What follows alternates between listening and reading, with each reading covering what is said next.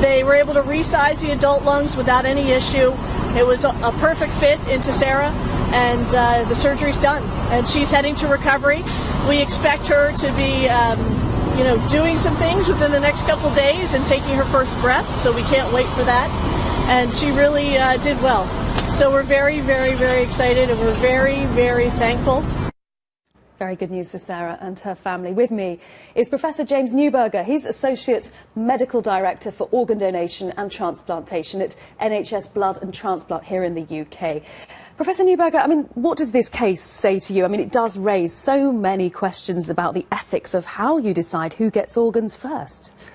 You're absolutely right. It's a very difficult situation, and we're trying our best to get policies in the UK which are clear, they're transparent, they're fair, but it's very difficult. You're dealing with a limited resource that is life-saving, and how you allocate these scarce organs to make sure you give the best for all those people who are competing, if you like, for that life-saving organ is very difficult. We have our guidelines which we draw up with the clinicians, we involve the patient groups, the lay public, to try and have guidelines that are transparent and as fair as they can be. Can you give us an idea of some of those guidelines, how you prioritise between, say, an adult patient and a young child like Sarah?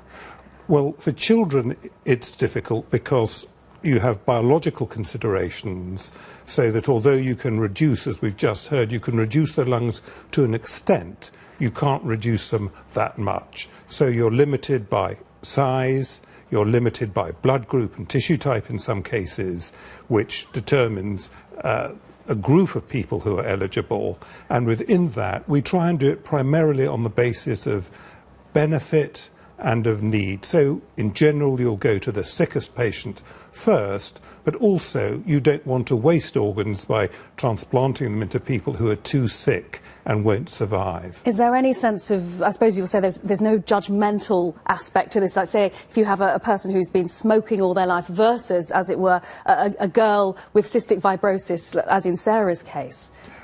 Absolutely. It's not for us to judge other people. We've all done things, I suspect, perhaps not you, but we've all done things in our past that we regret. And I think it has to be done on basis of need and benefit, and I think judgmental issues don't really come into it.